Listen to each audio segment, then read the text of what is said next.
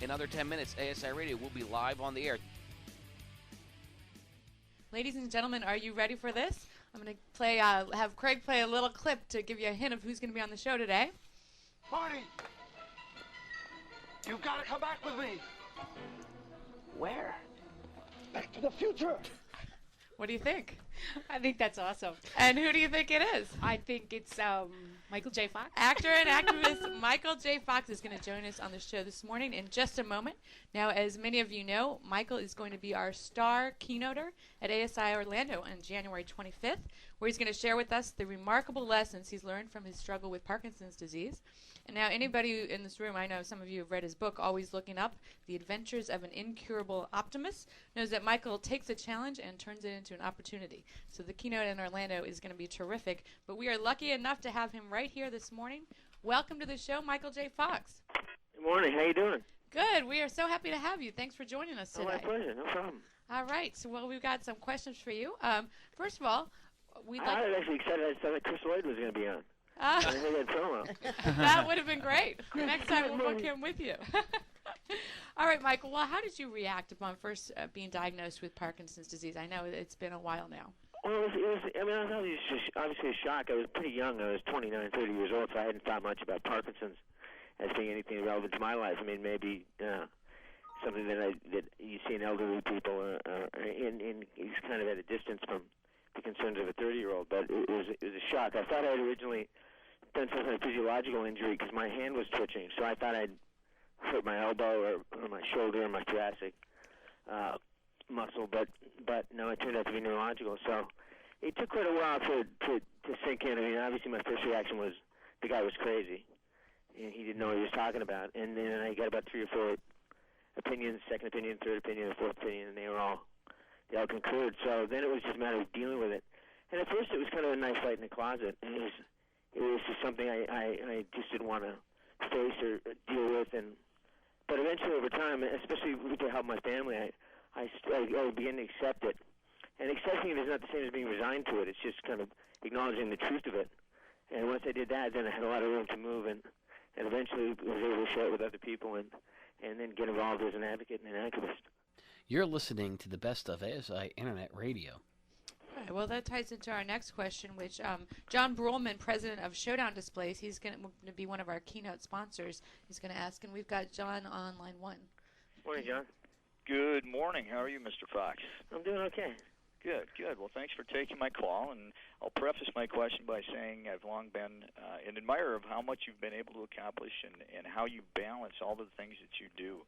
And I've always wanted to ask you, what does it take to successfully battle a disease like that and at the same time becoming a force for change and for charity? It's nothing short of incredible. Well, I think, well, thank you. I mean, it's always funny to answer questions like this because I really doesn't feel that extraordinary to me. It all comes to, like I just said, it comes down to acceptance. I mean, when you face a struggle like this, it's a matter of just, again, acknowledging the truth of it and not being resigned to it and not saying, well, this, not playing the result. That's something, actually, I'll be speaking about when I speak in January, is this idea of playing the result. In acting, we call, a bad acting is playing the result. It's an actor who's already playing the end of the scene. But you have to go through the scene. You have to take every beat, every moment. You have to see what the other actors have to give you, what the writing has to challenge you with, and then you take it from there and you go moment to moment. And that's really the key thing. And so when you do that, you don't only recognize the loss and what you are losing, but you recognize the opportunity and you recognize the room for growth. And you don't take things for granted. And that's really the key. That's been what's driven me. You're listening to the best of ASI Internet Radio. Okay, thank you, Michael. This next question is going to be from Michelle Mann. She's the sales service manager for Evans Manufacturing, and she's also sponsoring the keynote in January. And Michelle is on line 3. Good morning. Good morning. When you were acting full-time while also battling Parkinson's disease, can you recall a particularly challenging day you had, and what tactics you used to get through it? Well, I think that not a day, really, a series of days. I think the hardest were when I was in Spin City, and before I had disclosed to the public that I was dealing with this diagnosis, we had a live audience, and so it's all a matter of timing the medication so that I was relatively symptom-free when the audience was there. And I'd sit in my dressing room in the back, and it was kind of right underneath the bleachers where the audience sat, so I could hear them rumbling and mumbling when I was late to come out to the set, because I was in the back kind of twisting around on the floor, grinding and groaning and shaking and trying to wait for the pills to kick in. And so that kind of drove me to eventually come out with it in public, because I had this fear that people wouldn't, I couldn't do comedy if people knew that I was dealing with Parkinson's. In other words, could they laugh at somebody they knew was sick? And so then I had to just get out of my head that I was sick. It wasn't that. It was just a condition that affected me, time to time. And so I just had to get through those moments and keep my mind focused on what I wanted to accomplish and what I wanted to do, and eventually it would come. It's hard sometimes when you're waiting for relief, and it feels like it's never going to come, but if you just go moment to moment and concentrate on what the goal is and what you want to accomplish, the opportunity will come up. And it always did, and I always got out in front of the audience, and they always laughed. Thank God. You're listening to the best of ASI Internet Radio. All right, well, this next question is from ASI's CEO and President, Tim Andrews. Thank you very much for joining us today. Like so many people, I've been a huge fan of yours. We're about the same age, and I've followed your career and have been a huge fan.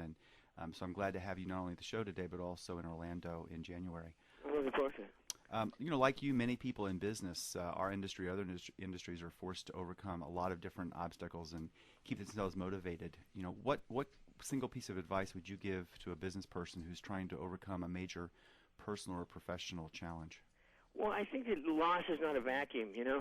When we lose something, we, for example, with a disease or condition, or perhaps a job loss or business setback, or a death in the family, or any kind of unpleasant challenge like that. I think it's to see not. At first, you kind of have to acknowledge what it's taken from you, but if you really are honest about that, eventually you'll see, again, like I said, the opportunities that it presents. And no, loss doesn't create a hole. It's a vacuum. It creates a new landscape where you have new opportunities and new challenges, and it may affect the way you look at things. Maybe because you could before, you did follow a certain path because it was easy given what you had to work with. But at the loss of any of that stuff you had to work with, maybe you're forced to take a different path, and it could lead to exciting new opportunities and new challenges and growth. Thank you. Thank you. You're listening to the best of ASI Internet Radio.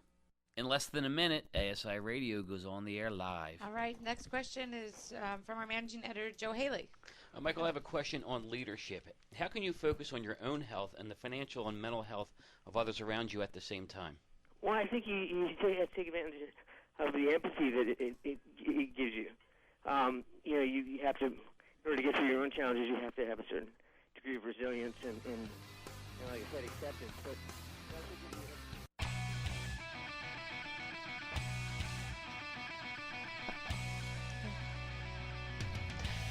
Good morning and welcome to ASI's Tuesday morning show, where ASI's most outspoken writers and editors talk promo products.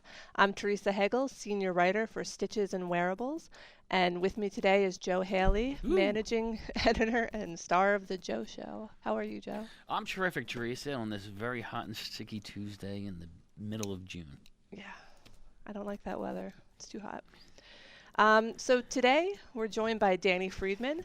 Danny is the Vice President of Added Incentives, Inc. He has over 25 years of sales experience, including 18 years of promotional products industry experience, and is a multi-million-dollar producer for clientele that includes some of the top companies in the Fortune 500. Danny has been a sales manager and sales trainer for the last 12 years. Good morning, Danny, and welcome to the show. Hi, Teresa. Hi, Joe. What's up, Danny?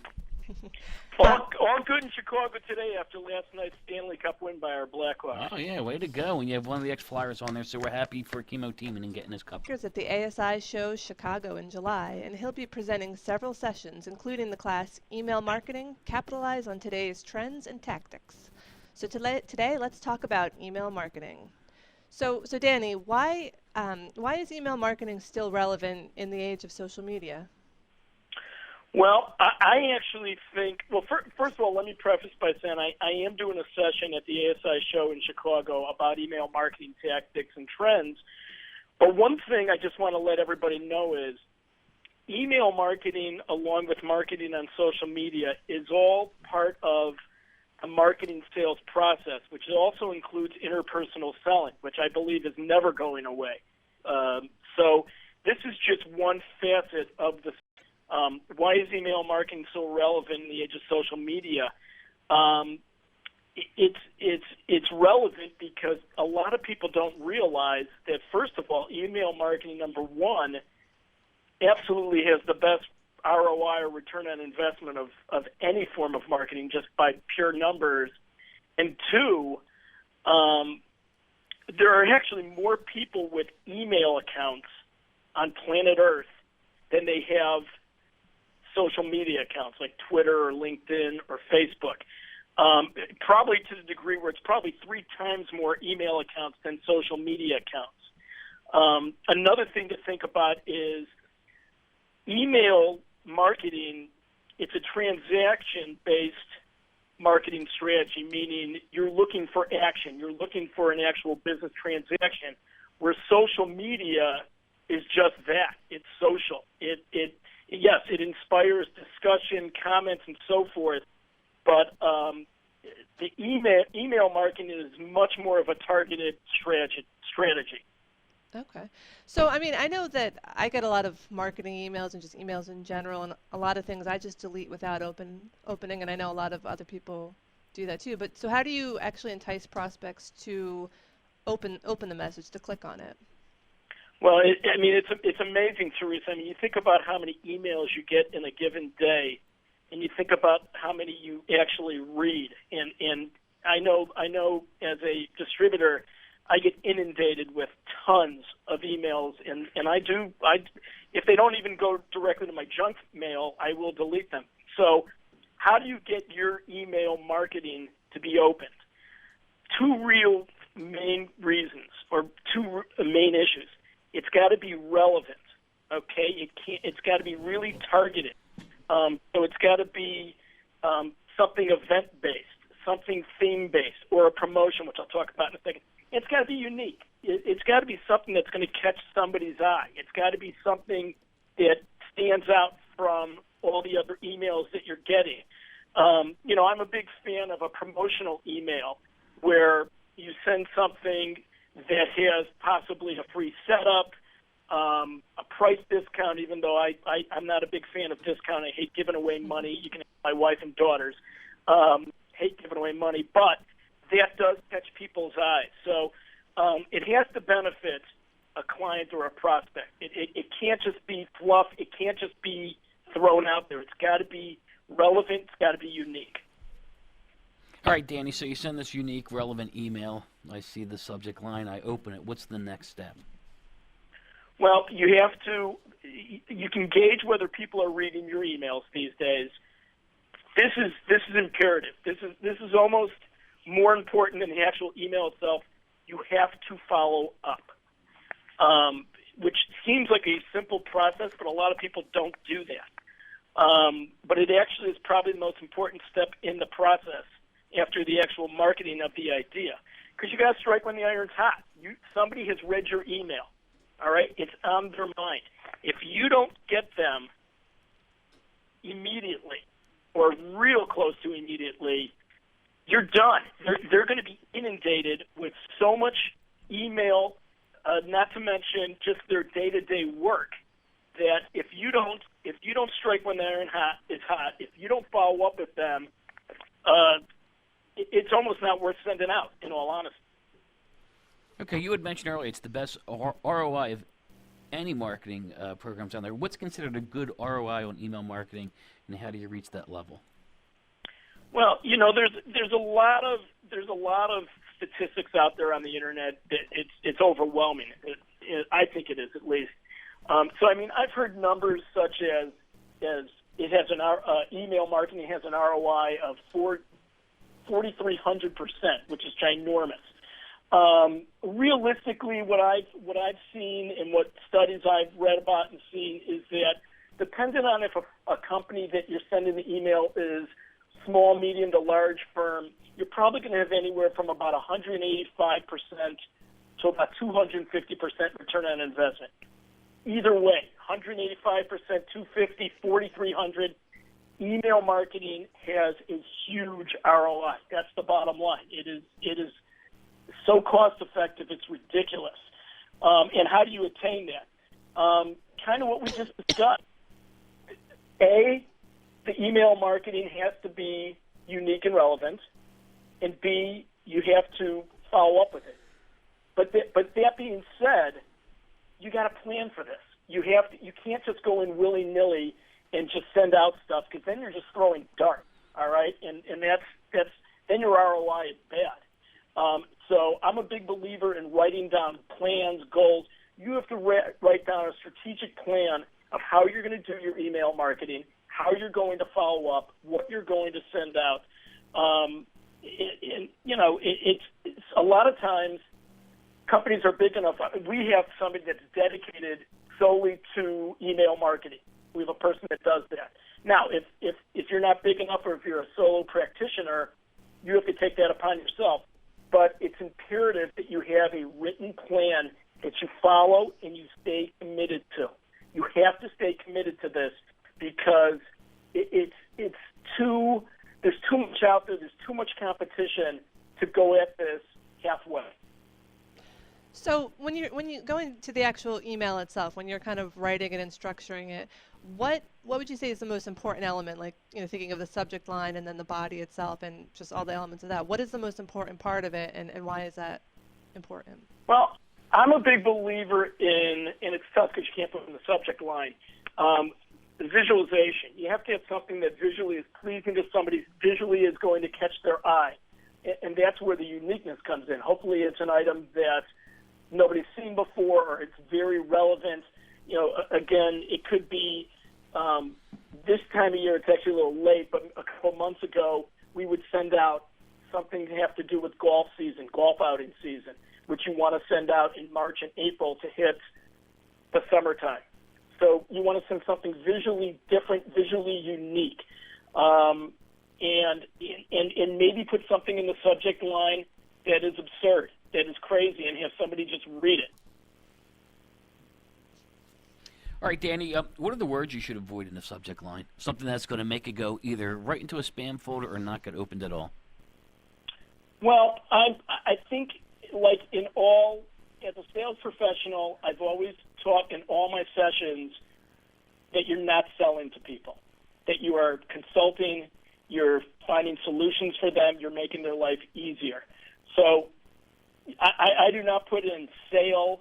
I might put in promotion. I'm not, I actually try to put something in that's unique, but sale, discount, again, a lot of times people get a negative connotation. They don't want to be sold. So as odd as that sounds, because a lot of people, you get emails all the day that says, huge sale today. Check this out. I go the other direction. I don't want that in the subject line. Okay. How often should you be sending out marketing emails? Well, we send out marketing emails pretty much twice a month. So 2 a month, 24 a year, sometimes more, usually not less. But yeah, so we send it out 2 a month. And again, you're going to tailor it hopefully for that time of year. Again, in January, February, hopefully not March, that's getting a little late, we might have an email blast that has something to do with Staff Appreciation Day, which is typically in April. So we'll send something out like that. Again, March, April, we'll send something out that has to do with golf season.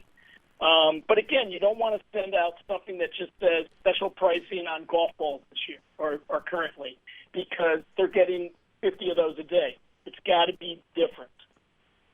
So are these emails also tailored to specific clients, or does everyone get the same marketing email? Well, it can be, and actually should be, in my opinion. As a distributor, I will at times tell my clients to have pair promotions, meaning, for example, at a trade show, they might have the big fishbowl on the table where everybody's walking around grabbing a 50-cent dollar item. But if they get a targeted prospect that will give them 15 minutes, they might pull them back to the booth and pull out maybe a $10 or $15 item, maybe a flashlight or a backpack to give to them for their time. You can do the same thing with email marketing. You can do your saturation, hopefully, again, unique and relevant email, but then again, you may want to have some targeted emails to certain clients or prospects. And in that scenario, you got to do a virtual spec sample. You have to send somebody an email that has an item with their logo on it, because that increases the responsiveness and your chances of them reading this and responding to it infinitely when you put a person's logo on an item in the body of an email. Okay. Yeah, personalization is key, I guess. All right, well, thanks so much, Danny. That was a lot of great information, and you look for Danny at the ASI show in Chicago. Thanks, Teresa, Joe. Thanks, Danny. See you in Chicago. So what did you think was the most important point that Danny made? You know, there's a few of them. One, it's the relevancy of the email marketing, the message you send out. Too often, and you'll see that some people want to start talking about end of year school promotions at the end of the year. Too late. Or at the beginning of your school promotions at the beginning of the year. Right. Or Christmas stuff in November. I mean, you really need to be a few months out. So it gives not only you as a distributor the opportunity to get the products from the suppliers when it's not in a rough situation. It gets your clients to start thinking ahead, not just for that promotion, but something else coming down the line. The other thing I think, it's what goes in that subject line to get it open. Not necessarily that's going to get it, automatically trashed or automatically put into the spam filter, but it's what's going to open it. And the one thing I can't stand, which is a big trend, is when you get the subject line that has a small lowercase re, as if they're responding. Because if you send me an email and I respond to you, in that subject line, it's going to be an re to whatever you sent me. So it's kind of a trick, trying to trick people to open up the email as if they're responding to something that you had sent them. And, it's to me, there's got to be a better way to get someone to open that up. And then a marketer will tell you, some marketer will tell you, well, no, that's just like, this is what this is in reference to. It's like, well, that's what the subject line is for. You don't need to put a re in there. No, this is not, a business letter. This is an email. That's definitely a trick. I've had people send me things too where even in the body they'll be like talking about as if like this is in response to the conversation we had, but I don't know who they are. Right. Like they're acting like we've they're trying to like trick you into thinking you've already spoken to them. And that's just annoying. And I'm not real big on emails that come through with just pricing. This is on discount stuff. Give me also a reason why I should buy that, what the market is, what the program and what the demographics are, why I should buy this product. Hey, you got great prices on this, but why should I use it? Why should I go to my client with this? And I think that helps, and that goes a long way. Whether it's a supplier doing it to a distributor or a distributor doing it to their client, the reason they should be using this product. Right. Here it is. Worry about the pricing later. Yeah, it's that added value, the consultative type of selling and all that. You should bring that into your email marketing. Absolutely. Just like everything else. Absolutely. Okay, so now to switch gears a little bit, I was going to talk about 7 life hacks for greater career success. Okay. I always think those like not email, but like social media things about life hacks. They amuse me. Like there was one about a straw, like how to take the tops off strawberries and use a straw. Just like stick it through your strawberry. You could have a pretty strong straw with that. Yeah, I tried it. The straw kind of broke down after a while. There you go. So, they look really good. Like on BuzzFeed, it always is like, oh, that looks simple. That's amazing. Yes. Like cut your cupcake in half and, put the icing in the middle. It's like, oh, that's the best thing I've ever thought of. But they usually don't work out as good. But a side note, the cupcake is the perfect dessert. I think it has too much icing, personally. Well, it all depends how you ice it. But it's a personal cake for you and you alone. That's true. You don't have to share. It's the right size. If you want a second one, have a second one. That's true. Okay, I guess I see your point on that. So these ones hopefully are not like those BuzzFeed like strawberry straw things. But one of them is just if you have a task that can take less than 5 minutes, you should do it now rather than let everything pile up, which will make it much more daunting for you. So get those little tasks out of the way right away, and then you'll have more time to devote for the big things. Another thing is to schedule like certain blackout times to get more done. So turn off your phone, turn off your email, turn off your IM, turn out everything so you're not distracted. and then you can focus on the real work. I mean, obviously you have to check in regularly, but, block out a little bit of time and just focus on that important work. Do they talk about like blacking it out for an hour, a half hour, or until the task is done?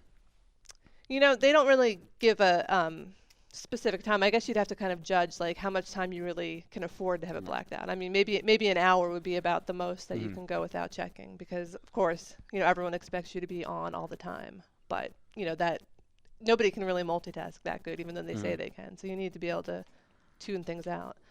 Another one is kind of the idea of like faking it until you make it, like using your dress and your posture to achieve your goals, like dress for the job you want or dress for confidence, and then you'll be more confident. Well, I think that's an important one. Yeah. Because I think that, whether it's right or wrong, people will judge you by your appearance. That's true. Is your shirt wrinkled? Do you have a belt on? Are your shoes, clean? That type of stuff. So I think it's an important one. Yeah. Another one is just find ways to move throughout the day, find excuses to exercise, even if just walking around the office, or, have a standing desk so that you can just keep your brain moving, or not your brain moving, but keep your blood flowing to keep your brain moving. I think I need to go walk around the office. Yeah, I tell you what, I've been wearing, it's not a Fitbit, but it's like a Fitbit. And if you're too sedentary, for a certain amount of time, it buzzes 3 times. Like, get up. Does it work? Get up and move. Do you get up then? No, I stopped wearing it. It's like, this is well, no, sometimes, I would like to, but yes, I've been wearing it. I don't have it on today. Okay. Been wearing it to help me motivate to move more. And, it's like, okay, I get it. I'm sitting here, I have to get this job done. It's getting a little pushy. Yeah. Another off. Yeah. Another one is to time yourself to see what things are taking you the longest, and maybe some of those things are not actually necessary. Maybe you find like you're wasting a lot of time on something that is just a waste of your time. And then another good one is, they call this the Seinfeld strategy. I guess Jerry Seinfeld believed the secret to his success was consistency. So he would write every day in order to keep getting better at writing, but he would put a big X on the calendar every time, every day he actually wrote, and then you could just have that quick visual reminder that, hey, I'm doing what I'm supposed to do. And the more you build up, the more likely you are to continue to do that. I like that. Yeah. So because it's so easy to just, I'm not going to do it. I don't feel like it. I don't have time. But if you can just glance up and say, look, I did it. It's that little accomplishment. You put that red X in the calendar. Pat yourself on the back and feel good about yourself. Yep. All right. On to me? Yep. All right. Your turn. So we've all, of course, naturally have been on interviews, job interviews, and sometimes you get those, questions. It's like, what are they asking me? Why are they asking me that? One of them is, where do you see yourself in 5 years? Does everyone have that type of vision? I don't know. Another one, especially sales reps get this sometimes, or maybe it was a thing of the past we should talk about, but you're coming up to a crossroad and there's no one around and there's a stop sign and you come to the stop sign. What do? Do you stop or do you keep going? Because you can see that there's no one there. You're not going to hit anyone. No one's going to give you a ticket. What do you do? Well, if they want a sales rep that's going to follow the rules and stuff, they want that person to stop at the stop sign. If they want a sales rep that's willing to take risks, then they want to make sure that they blow through the stop sign. So, in that vein, there are 8 questions here, and it's supposed to reveal your true character. These are all companies that ask these different questions at interview time. So the first one, what is your favorite restaurant? I had that when we were in Dallas, Nate was asking me what my favorite fast food restaurant was, and he didn't like any of my answers, so I can't answer that. That was too contentious for me. Okay, so the reason they asked it says it's a very telling question. Food is a pretty important part of our culture, and this one company, Refinery 29, they like to ask it because you want to bring people in that are going to really connect to the culture, the people that get it, so they can connect with their employees. I don't like this question, and I don't see how it helps connect, but that's what they do at Refinery 29. What's your spirit animal? Does anyone know what a spirit animal is? Is that the animal you wish you were? Is that an animal that's dead? There you go.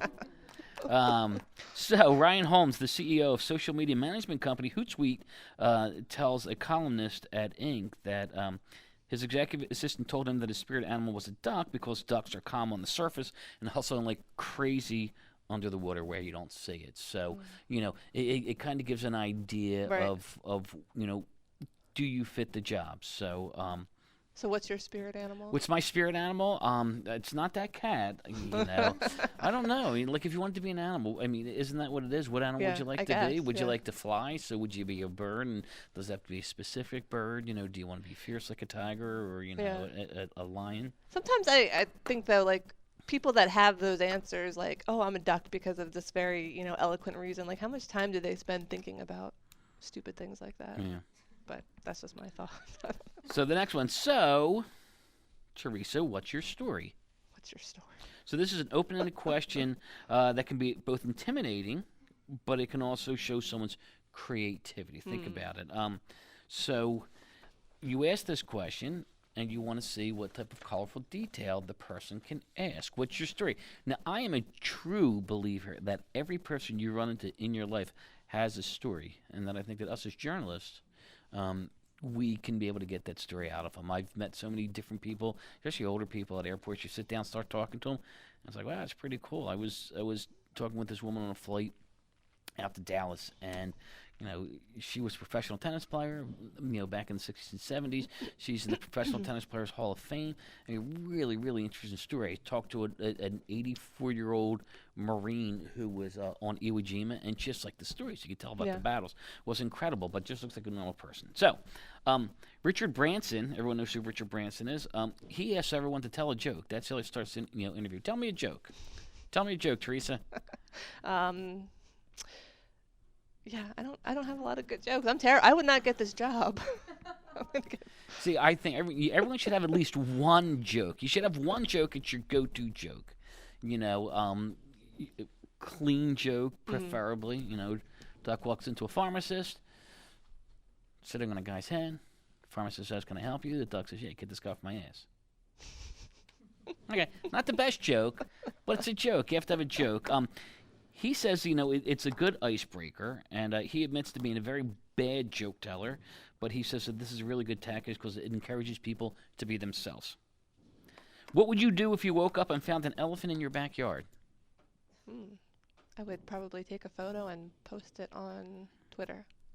Okay. Or call animal control or the zoo. I don't know. Well, the first thing I would do is take a picture of it. So when people say, "Oh, no, really?" It's like, "No, look, here's the elephant. It's in my backyard." Right. The reason that this is good, answers can provide an interesting insight as to how the people view themselves within seemingly safe parameters and give you an idea of how creative they are. Have you ever played a sport? If so, which one and what position? So this is for someone, I'm looking for people who don't want to be goalies. I want people who want to be in the action and do everything they can to get in front of the ball. So, what sport did you play? What position? I played, I didn't play, I ran cross country, and I also played lacrosse for a season. Okay. But I wasn't, good at either of them. But I did play. Okay. It's like, are you then handicapping people? If you haven't played a sport, are you going to be up for that job? If you opened your business, what type of company would it be and why? I think everyone wants, like, a coffee shop. Okay. It sounds good. It's like one of those sitcom kind of jobs. That's what I want. One where you get to like hang out all day, but something cool, but you don't. But it's not like a real business where you're actually doing work, but one where you're just like, chatting. So here's a guy who had a startup company, and he was asking candidates for a job and he didn't want them to kind of say, "Well, I would like to be in the same business," blah blah blah. Yeah. He wants to see them the creativity and again be able to express himself. And the last one is really not a question, but it says, "I'm sorry, but I just don't think this is a right fit for you." And the reason why, I can't say his name.